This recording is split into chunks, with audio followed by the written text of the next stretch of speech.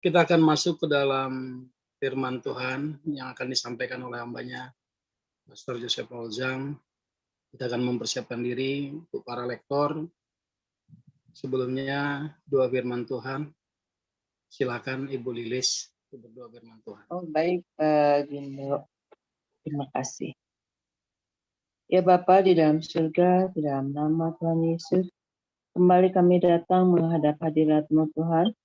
Puji syukur kami naikkan jika pada kesempatan pagi ini kami dapat bersekutu untuk mendengarkan, merenungkan firman Tuhan yang akan dibawakan oleh hamba-Mu Tuhan. Berkati Pastor Paul dan para rektor.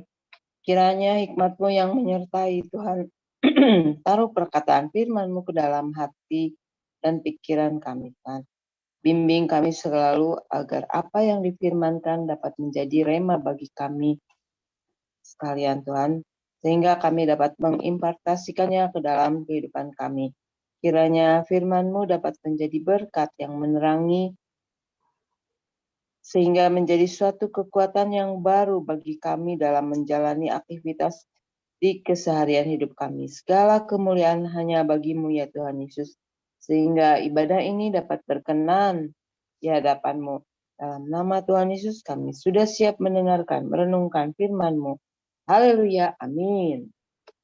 Amin. Terima kasih Bu Lilis. Kita akan membaca firman Tuhan dari Mazmur 81 ayat 1 sampai 16.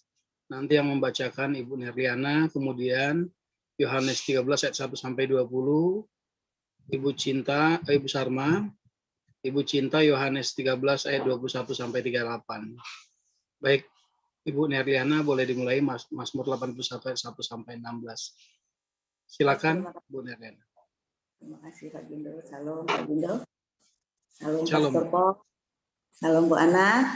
Salam Bapak Ibu Saudaraku sekalian yang hadir di live Zoom dan di live YouTube dan yang akan menonton siaran ulang kita hari ini. Puji Tuhan, kembali kita membaca firman Tuhan dari kitab Mazmur, Mazmur 81 ayat 1 sampai 17. Demikian firman Tuhan. Untuk pemimpin biduan menurut lagu Gittit dari Asaf. Bersorak-sorailah bagi Allah kekuatan kita. Bersorak-soraklah bagi Allah Yakub. Angkatlah lagu, bunyikanlah rebana, kecapi yang merdu diiringi gambus. Tiuplah sangkakala pada bulan baru, pada bulan purnama, pada hari raya kita. Sebab hal itu adalah suatu ketetapan bagi Israel, suatu hukum dari Allah Yakub. Sebagai suatu peringatan bagi Yusuf, ditetapkannya hal itu pada waktu ia maju melawan tanah Mesir. Aku mendengar bahasa yang tidak kukenal. Aku telah mengangkat beban dari bahunya. Tangannya telah bebas dari keranjang pikulan. Dalam kesesakan engkau berseru, maka aku meluputkan engkau. Aku menjawab engkau dalam persembunyian guntur. Aku telah menguji engkau dekat air Meriba, Selah. Dengarlah, hai umatku, aku hendak memberi peringatan kepadamu, hai Israel. Jika engkau mau mendengarkan aku, janganlah ada di antaramu Allah lain, dan janganlah engkau menyembah kepada Allah asing. Akulah Tuhan Allahmu yang menuntun engkau keluar dari tanah Mesir. Bukalah mulutmu lebar-lebar, maka aku akan membuatnya penuh. Tetapi umatku tidak mendengarkan suaraku, dan Israel tidak suka kepadaku. Sebab itu, aku membiarkan dia dalam kedegilan hatinya. Biarlah mereka berjalan mengikuti rencananya sendiri. Sekiranya umatku mendengarkan aku, sekiranya Israel hidup menurut jalan yang kutunjukkan. Seketika itu juga musuh mereka aku tundukkan, dan terhadap para lawan mereka aku balikkan tanganku. Orang-orang yang membenci Tuhan akan tunduk menjilat kepadanya, dan itulah nasib mereka untuk selama-lamanya. Tetapi umatku akan kuberi makan gandum yang terbaik, dan dengan madu dari gunung batu aku akan mengenyangkannya. Demikian. Baik, dilanjutkan Ibu Sarma, Yohanes 13 ayat 1 sampai 20. Baik, saya akan membacakan kebenaran firman Tuhan dari kitab Yohanes 13 ayat 1 sampai 20.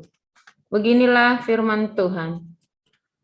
Sementara itu, sebelum hari raya Paskah mulai, Yesus telah tahu bahwa saatnya sudah tiba untuk beralih dari dunia ini kepada Bapa. Sama seperti Ia senantiasa mengasihi murid-muridnya, demikianlah sekarang Ia mengasihi mereka sampai kepada kesudahannya. Mereka sedang makan bersama, dan iblis telah membisikkan rencana dalam hati Yudas Iskariot, anak Simon, untuk mengkhianati Dia.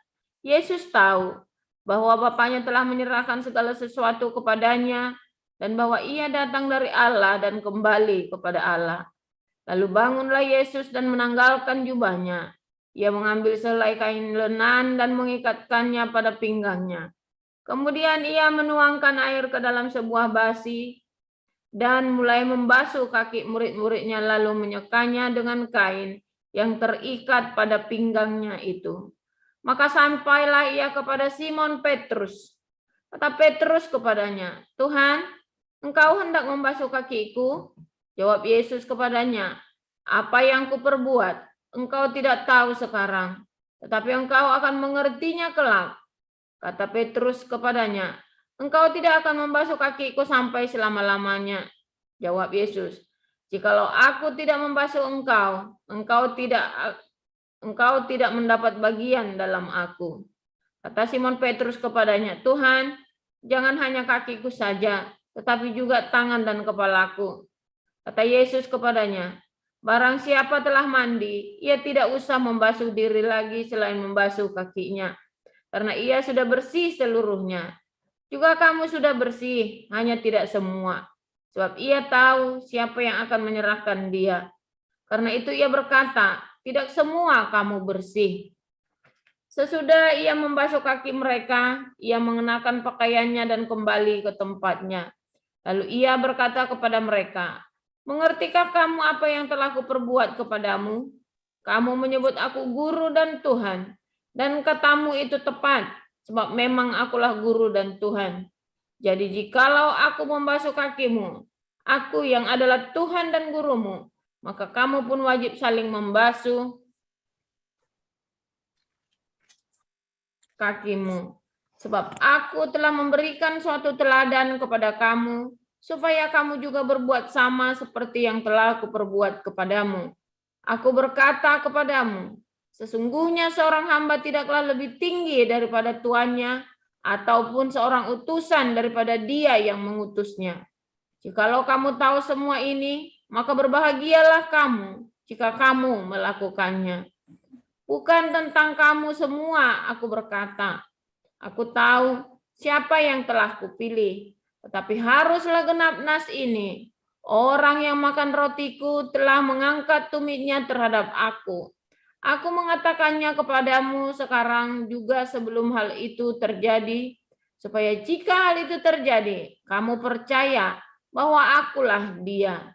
Aku berkata kepadamu, sesungguhnya barang siapa menerima orang yang kuutus, ia menerima aku. Dan barang siapa menerima aku, ia menerima dia yang mengutus aku.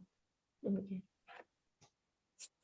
Setelah Yesus berkata demikian, ia sangat terharu, lalu bersaksi, "Aku berkata kepadamu, sesungguhnya seorang di antara kamu akan menyerahkan aku." murid-murid itu memandang seorang kepada yang lain. Mereka ragu-ragu, siapa yang dimaksudkannya? Seorang di antara murid Yesus, yaitu murid yang dikasihinya, bersandar dekat kepadanya di sebelah kanannya. Kepada murid itu, Simon Petrus memberi isyarat dan berkata, "Tanyalah siapa yang dimaksudkannya." Murid yang duduk dekat Yesus itu berpaling dan berkata kepadanya, "Tuhan, siapakah itu?" Jawab Yesus, "Dialah itu yang kepadanya aku akan memberikan roti sesudah aku mencelupkannya." Sesudah berkata demikian, ia mengambil roti, mencelupkannya, dan memberikannya kepada Yudas, anak Simon Iskariot. Dan sesudah Yudas menerima roti itu, ia kerasukan iblis. Maka Yesus berkata kepadanya, "Apa yang hendak kau perbuat, perbuatlah dengan segera." Tetapi tidak ada seorang pun dari antara mereka yang duduk makan itu mengerti apa maksud Yesus mengatakan itu kepada Yudas. Karena Yudas memegang kas, ada yang menyangka, saya ulangi, karena Yudas memegang kas, ada yang menyangka bahwa Yesus menyuruh dia membeli apa-apa yang perlu untuk perayaan itu, atau memberi apa-apa kepada orang miskin. Yudas menerima roti itu, lalu segera pergi. Pada waktu itu, hari sudah malam. Sesudah Yudas pergi, berkatalah Yesus, "Sekarang anak manusia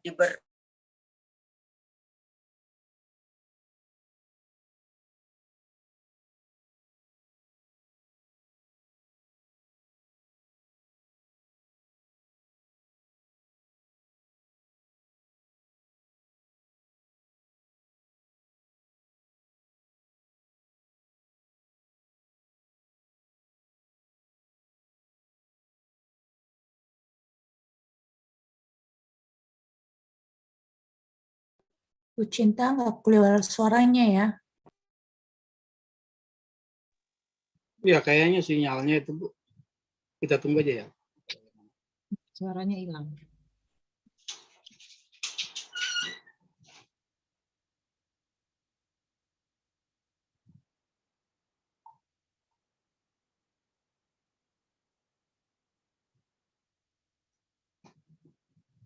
Enggak, tolong Pak Iman mungkin meneruskan.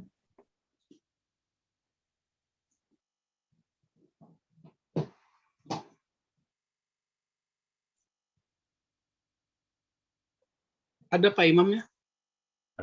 Ayat yang mana mulainya? 32. 32, betul. Jikalau Allah dipermuliakan di dalam dia, Allah akan mempermuliakan dia juga di dalam dirinya. Dan akan mempermuliakan dia dengan segera. Hai anak-anakku, hanya seketika saja lagi aku ada bersama kamu. Kamu akan mencari aku, dan seperti yang telah kukatakan kepada orang-orang Yahudi, ke tempat aku pergi, tidak mungkin kamu datang. Demikian pula aku mengatakannya sekarang juga itu kepadamu. Aku memberikan perintah baru kepadamu, yaitu supaya kamu saling mengasihi, sama seperti aku telah mengasihi kamu, demikian pula kamu harus saling mengasihi. Demikian semua orang yang akan tahu bahwa kamu adalah murid-muridku, yaitu jikalau kamu saling mengasihi. Simon Petrus berkata kepada Yesus, "Kemanakah engkau pergi?" Jawab Yesus, "Ke tempat aku pergi, engkau tidak dapat mengikuti aku sekarang, tapi kelak engkau akan mengikuti aku." Kata Petrus kepadanya, "Tuhan, mengapa aku tidak dapat mengikuti engkau sekarang? Aku akan memberikan nyawaku bagimu." Jawab Yesus, "Nyawamu akan kau berikan bagiku? Sesungguhnya aku berkata kepadamu, sebelum ayam berkokok, engkau telah menyangkal aku 3 kali." Demikian firman Tuhan. Haleluya. Firman Tuhan pagi ini judulnya Perjanjian Baru. Silakan Pastor.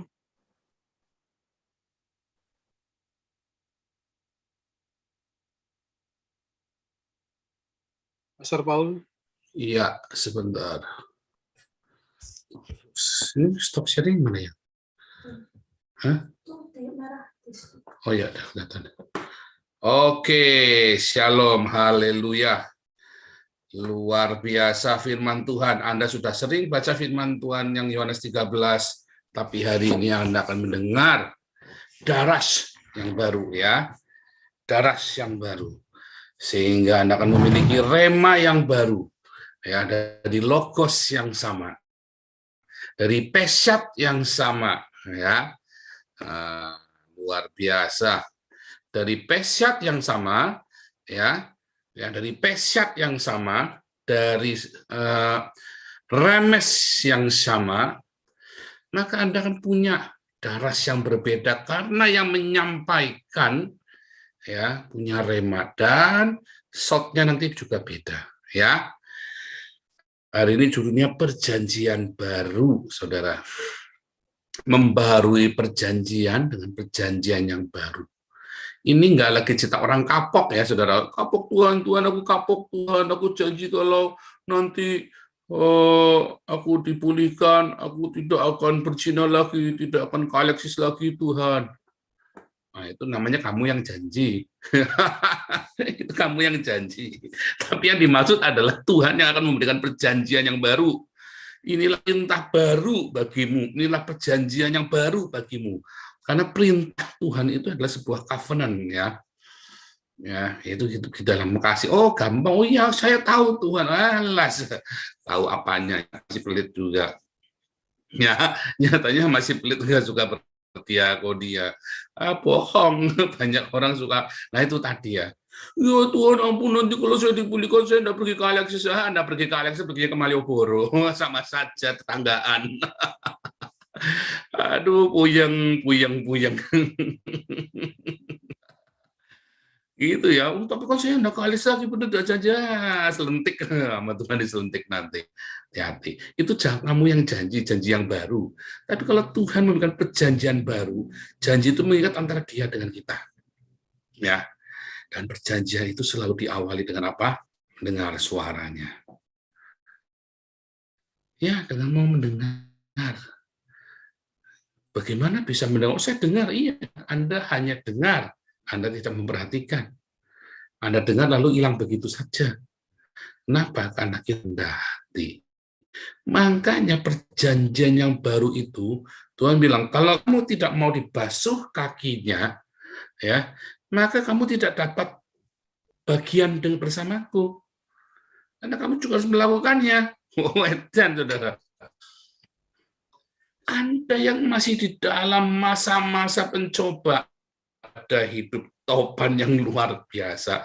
Tuhan teluk, Tuhan orang Tegal bilang teluk. Nah, teluk saya nggak tahu kata teluk ya, teluk itu kapok ya. Kalau kapok itu teluk itu udah benar-benar kalau orang didengkat, kiting, diinjak, wah udah pas 3 kali itu linknya tuh ya. Udah itu teluk itu namanya itu. Saya nggak tahu bahasa Indonesianya apa itu ya. Terus teluk Tuhan, teluk pokoknya itu ya. Wah, kalau sudah begitu, saudara. Wah, dulu saya sampai teluk tapi Tuhan tidak pulihkan ya. Saya takut ya. Saya takut sama seperti orang tua saya, saudara. Kakak saya itu sampai ngomong, pokoknya takut kamu itu seperti papi nyerah. Wah, terus saya senyum. Dalam hati, sudah hampir nyerah. Sudah hampir nyerah. Sudah hampir udah bublas sudah. Tetapi Tuhan baik ya. Ternyata kuncinya adalah kerendahan hati, saudara. Rendah hati itu bukan kayak si Amri abangku, rendah hati pandai membaca, menulis, berhitung. Bukan, saudara. Banyak orang pikir rendah hati kemarin ya, di kelas evangelis juga ada yang nanya. Namanya lembut kan harus lembut orang Kristen, gundul lembutnya lembut orang Jawa. Enggak harus rendah hati ya, rendah hati itu mau diajar, saudara. Rendah hati itu mau dengar, dengar firman Tuhan, terus introspeksi, udah mengeraskan hatinya. Wow, lawan dari kerendahan hati adalah meninggikan diri, meninggikan hatinya atas segala orang. Aku yang paling benar, kamu salah semua. Rendah hati itu mau diajar, saudara. Bukan berarti kalau Orang ngomong asal orang tuh dengar, oh enggak, belum tentu saudara. Saya memilih untuk dengar siapa. Saya dengar orang, saudara. Tapi saya juga tidak mau sembarang dengar orang. Saya pilih, makanya saya punya orang-orang yang saya tuakan untuk saya dengar. Kontrol, saudara. Oh harus. Oh Nabi kok punya. Oh iya, saudara. Harus. Kita semua harus punya siapa yang kita tuakan, siapa yang kita memutuskan kita mau merendahkan hati kita. Oh, kalau enggak bablas, saudara. Saya punya orang-orang yang saya dengarkan, sekalipun mungkin dia salah. Walaupun saya nggak terima, dia salah, tetapi saya harus dengarkan dia. Oh, itu beda, saudara. Tapi tidak sembarangan orang. Saya itu percayakan hidup saya itu pada dia. Nah, hati-hati ya. Banyak orang merasa dirinya sudah merendahkan diri. Kata kuncinya kan rendah hati kan. Sebenarnya kunci dari permasalahanmu dulu pernah dibahas di sini ya. Sebagian 90% masalahmu jawabannya itu cuma rendah hati, saudara. Ya kan? 90% masalahmu jawabannya kan cuma rendah hati. Tetapi kan rendah hati yang seperti apa? Ya, karena perjanjian yang baru itu hanya bisa diterima dengan kerendahan hati, dengan mencuci kaki. Ya, wah nyuci kaki, saya sudah itu om saya dan bilang saya sudah mencuci kaki Oma dan minum kobokan kakinya. Aisyah. Itu bukan masalah itu, saudara. Dari semua keluarga Chang dan keluarga Tan, mami saya kan marga Tan. Ayah saya keluarga Chang. Dari semua cucu-cucunya Oma yang pernah sojagui sama Oma ini cuma saya, saudara. Tapi apakah itu menunjukkan kerendahan hati? Oh bukan, nggak ada urusannya itu, saudara. Oh saya sudah ini paling rendah. Oh enggak, itu bukan itu, saudara. Kerendahan hati itu ketika Anda memutuskan untuk mau diajar dan untuk mau terus mendengar, Tuhan, apa yang aku lakukan, Tuhan? Jangan-jangan aku macam oh saya sudah ahli semua, sudah master semua, sudah doktor teologi. Wah, udah nggak perlu dengar siapa-siapa. Saya ketua sinode, nggak perlu dengarkan siapa. Masalah, hati-hati ya. Saya pun masih mendengarkan. Ya, saya berhati-hati dalam mendengarkan. Tetapi ada yang lebih penting lagi, saudara. Bukan rasan-rasanan ya, tapi ini benar-benar mendengarkan suara Tuhan. Makanya membaca firman logos itu penting, saudara. Banyak orang nggak mau lagi baca logos, dia maunya dengar suara Tuhan yang pura-baraba itu lama-lama basah. Akhirnya gereja-gereja jemaatnya ngawur, saudara. Itu kayak pendeta kemarin itu. Oh, saya tidak perlu belajar kalau teologi ya. Saya belajar dari Roh Kudus. Masalahnya Roh Kudus yang mana yang kamu temui itu? Jangan-jangan bukan Roh Kudus lagi, Roh Kudus, Roh Kuda. Jangan, hati-hati, saudara. Semua hamba Tuhan ngomongnya kayak saya. Oh, jangan-jangan itu Roh Kudus kali, Roh Kudus. Semua juga ngomong saya, termasuk orang-orang yang berzina ini. Oh, itu bukan Roh Kudus kali. Semua merasa Roh Kudus yang paling benar. Tetapi paling penting itu dari buahnya, saudara. Nah, makanya kalau nunggu buahnya kan 3-4 tahun lagi baru ketahuan. Anda 3-4 tahun lagi baru, oh ternyata kecelek, terus mau begitu. Ya jangan. Di awal Anda kejar tadi ya. Ada yang paling mendasari dari semua pengajaran orang itu, yaitu kasih. Ya. Yang dimaksud membasuh kaki itu ya secara hurufiah Anda perlu membasuh kaki. Tetapi ada yang lebih penting, saudara, yaitu sikap hati melayani. Aku jadi kobokan sikilmu. Nah, itu loh, bahasa itu loh. Aku ini suruh minum kobokan sikilmu, suruh minum kobokan kakimu itu. Bayangin. Tapi tahukah saudara, air kobokan itu, tempat air kobokan itu yang dijadikan anggur, saudara. Ya kan? Air yang di dalam kobokan itu yang jadi anggur. Ya toh? Perkawinan di Kana. Makanya orang yang mau merendahkan dirinya, dia akan mendapatkan cinta yang baru dari Tuhan. Kalau dia tidak mau merendahkan hati, tidak bisa. Ya, kemarin waktu koinonia kemarin saya penginjilan di Den Haag ya, kan bilang cinta dengan nafsu. Cinta itu memberi. Rasanya aku hina sekali. Oh, saya dulu pertama kali, saya sih nggak mau turutin pengajaran ayah. Saya bilang, oh nggak boleh dikatakan perempuan, laki-laki nggak boleh dikatakan perempuan. Saya nggak urusan dengan itu, saudara. Tetapi masalahnya, saya yakin saya yang benar, istri saya yang salah. Nah, itu yang repot, saudara. Akhirnya saya menyadari, sekalipun, kalaupun memang istri saya salah, kalaupun dia memang salah, cinta itu nggak memandang salah benar loh, saudara. Saya tetap give. Bagaimana supaya besok dia harus rendah hati? Keenakan dia, nah kan nggak rendah hati kan? Nah itu kan nggak rendah hati, keenakan dia, nah itu berarti kamu nggak rendah hati. Perjanjian baru yang dari Tuhan di dalam masa kesesakanmu itu kata kuncinya cuma rendah hati.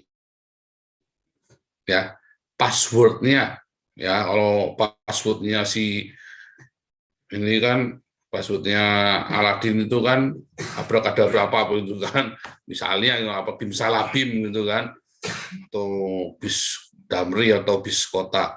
Nah, kalau passwordnya kita rendah hati.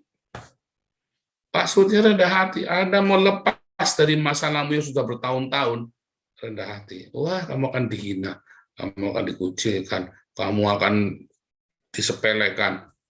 Wah, kami ngalami ya, saudara. Sampai anak saya itu disepelekan itu sampai ngelus dada saya ya. Tapi kerendahan hati itu ya, yang membuat anak saya itu kemudian dia belajar kehidupan. Nah, nggak tahu anak pernah cerita atau enggak sih saya dulu ya, waktu Hagios Lady kali ya, atau kapan pun pernah cerita atau anak saya pernah ya, wah, saya yang salah direndahkan, anak saya ikut jadi korban, ikut diremehkan, saudara. Dalam hati kamu belum tahu anak saya, dalam hati saya biarin.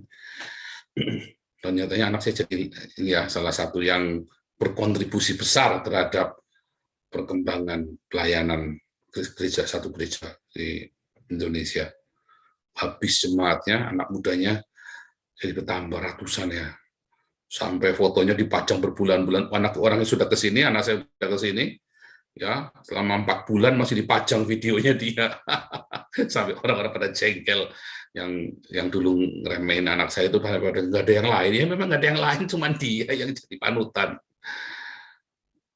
Tapi dimulai dengan kerendahan hati.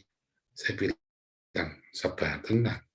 Dalam kerendahan hati kita itu bisa berpikir rasional, saudara. Ya kan? Kalau misalnya Anda dipepet, ya, lagi naik mobil dipepet juga. Kalau Anda nggak rendah hati, Anda turun. Ya, wow, mulai perang mulut kan, karena itu seperti anjing lagi ada pagar gitu, ini anjing dari pagar sini, anjing dari sini. Begitu pagarnya dibuka, nah, itu kan begitu kan, para telepon, bang telepon di sana juga telepon kan, itu menunjukkan Anda nggak rendah hati, saudara. Backingan, backing saya lebih hebat, nah, itu menunjukkan Anda nggak rendah hati. Ketika Anda tidak menaruh harapmu kepada Tuhan, itu Anda nggak rendah hati. Taruh harapmu dalam masa-masa kesesakan itu sama Tuhan, lupakan semua abang-abangmu itu tadi. Abang jenderal, kampung jenderal, lupakan semua backingan. Nggak urusan, saudara. Wah, saya sudah kenyang dengan yang begitu-begitu, udah kenyang. Nggak ada gunanya, saudara. Itu hanya akan membuat kamu menjadi makin tinggi hati dan makin menjadi musuhnya Tuhan. Makin jadi musuh, saudara. Wah, serem. Ketika saya mulai mainan begitu ya, pertamanya saya cuma nggak sengaja karena saya biasa ikut tender, ikut proyek di perkebunan masuk. Saya main-mainan dengan hijau-hijau royo-royo dengan teman-teman ini ya, doreng-doreng itu kan. Saya sampai punya jaket doreng segala macam ya, tak kirim ke kakak saya dulu. Begitu saya bertobat, tak kirim semua sepatu, segala macam perlengkapan. Terus saya koleksi ya gitu-gitu. Bangga, saudara. Bangga. Punya teman-teman orang-orang begitu tuh bangga. Uluk senggol wongnya wis. Itu memperbesar ego kita, memperbesar kesombongan kita, yang membuat kita jadi musuhnya Tuhan. Tuhan makin enak sama kita. Akhirnya kita nggak tambah lepas, tambah dibenamkan sama Tuhan. Percaya nggak? Coba kalau nggak percaya, jangan Anda lagi ngalamin lagi. Makin dibenamkan. Jadi kalau Anda ada di dalam masa pencobaan yang nggak selesai-selesai, ya 90% itu masalahnya adalah kerendahan hati. Anda ingin punya perjanjian yang baru, Tuhan beri aku perjanjian. Karena perjanjian yang baru itu artinya pemulihan, ya. Pemulihan dalam hidupmu, lihat aku membuat semuanya baru, kata Tuhan kan. Dan hanya orang-orang yang ada di dalam perjanjian itu yang menikmati berkat Tuhan. Orang-orang yang tidak mau perjanjian itu, ya kenapa? Oh, kan kamu nggak rendah hati sama saja kamu nggak mau. Kunci masuk di dalam perjanjian itu, hati. Kuncinya itu, kalau nggak bisa, saudara. Anda mau sampai muntah darah puasa, nggak bisa. Makanya puasanya jadi, karena kata kuncinya rendah hati. Dari rendah hati itu ada puasa. Ada orang puasa, ya kayak saya, puasanya bukan mencari Tuhan, puasanya mencari pembalasan. Oh bisa, jangan bilang nggak bisa. Saya ngalamin, saya kan puasa 40 hari 40 malam karena mau balas dendam, saudara. Bukan mencari Tuhan. Jawab, dijawab. Wah, ya, tetapi langkah-langkah selanjutnya berat. Saya lebih senang lihat musuh saya hancur daripada keluarga kami pulih kok. Ya kan? Walaupun saya tetap lari, saya nggak ngurusin, tetapi saya senang kalau musuh saya jatuh hancur. Sejujurnya itu, dan itu yang membuat hati kita makin mengeras, hati kita makin membatu, makin degil. Makin degil, saudara. Oh, hati-hati, saudara, kalau sudah sampai di titik itu, saudara. Hati-hati, itu level hati yang membatu degil, nggak mau diajar. Jangan-jangan Anda sudah di sana. Dan sampai puluhan tahun, nggak lolos-lolos dari lingkaran setan. Bisa, ya, bisa, saudara. Jangan bilang enggak. Puluhan tahun dalam lingkaran setan, ya.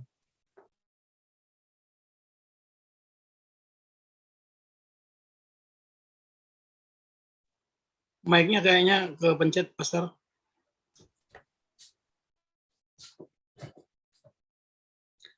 Jadi, saudara, kerendahan hati itu penting, ya.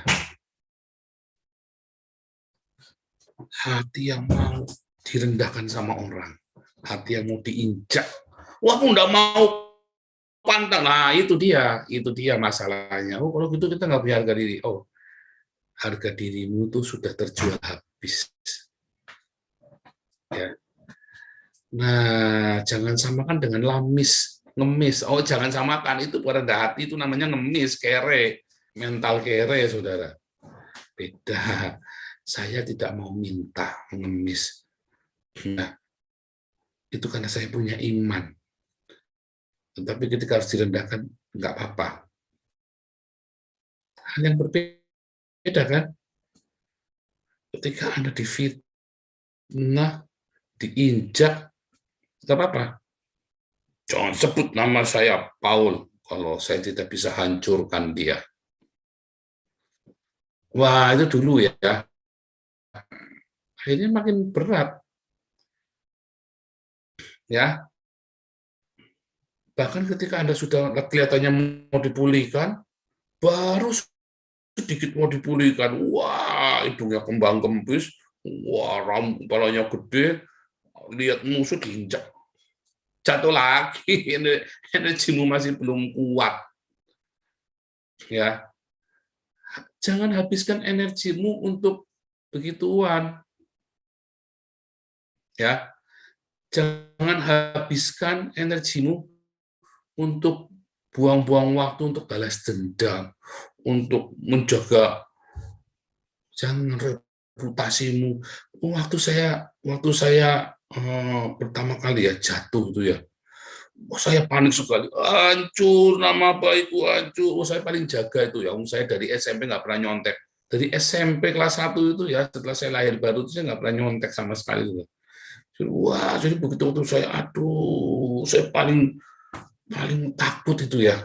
Sampai akhirnya semua yang berharga yang saya miliki, itu Tuhan biarkan hancur. Makin saya berjuang untuk memegangnya, merangkulnya, makin hancur, saudara. Makin nggak benar. Sampai akhirnya benar-benar remuk, tak bersisa, rata tanah, saudara. Ya, begitu sudah rata tanah, terus saya cuma bilang, terus mau apa Tuhan? Tanya kan setelah diratakan tanah, puing-puing, terus mau apa Tuhan? Harga diri udah nggak punya, reputasi sudah remuk semua, sudah nggak bersisa. Apalagi saya ngomong pun orang takut, orang berteman dengan saya. Oh, sekarang berteman dengan saya juga takut, tapi beda takutnya. Oh, dulu berteman dengan saya takut, karena begitu bermasalah dengan saya, panjang masalahnya, nggak kelar-kelar. Ya kan? Mau ngapain saya nggak bisa, misalnya, ya ruwet aja nih, orang ruwet ngomongnya. Terus mau apa Tuhan? Udah saya cuma diem. Makanya saya nggak. Nah dari situ saudara, saya diajar Tuhan nggak pernah minta sama orang. Karena udah busuk, mau busuk saudara. Diajari Tuhan tuh nggak pernah minta, nggak pernah berharap sama orang lagi. Udah nggak bisa berharap sama orang. Tuhan ajari saya untuk benar-benar hidup benar-benar disiplin, saudara. Nggak punya, nggak kepengen. Sampai sekarang, hati itu nggak kepengen. Saya kalau bilang kapok itu bukan kapok, teluk tadi sudah aja dikata teluk gitu ya. Lalu teluknya itu, saya biarkan kerendah hatian itu yang menguasai hidup saya. Kerendah hatian itu bukan terus kalau saya bilang, oh ini ya Damaris, itu bukan cerita, itu bukan rendah hati, memamerkan Damaris kinerjanya. Damaris punya saya bukan. Damaris itu punyanya pengurusnya dan punya Anda semua. Iya kan? Apakah terus itu berarti kita sombong? Nah, itu orang suka salah paham ya. Saya sombong itu bukan duit saya, apa yang mau disombongin. Kan begitu kan? Jika ketika saya mau memamerkan, ada untuk menunjukkan berbeda. Hendaklah terangmu itu bercahaya. Jadi Anda suka ini ya, ada banyak paradoks yang lain ya. Nanti kapan-kapan kita belajar tentang cinta. Anda tahu nggak kalau cinta itu disiplin? Tapi hawa nafsu juga bukan cinta, tapi cinta itu juga disiplin. Cinta itu bisa nyelentik, saudara. Nggak bisa menghardik loh. Ya, nanti kapan-kapan kita belajar tentang ini, kita belajar rendah hati. Ada lagi rendah hati yang sombong. Wah, kelihatannya rendah hati. Oh iya, wah itu ada ya yang suka WhatsApp saya ya. Oh, bekas penatua. Kalau WhatsApp mau rendah, oh saya mah begini, alah kaplek.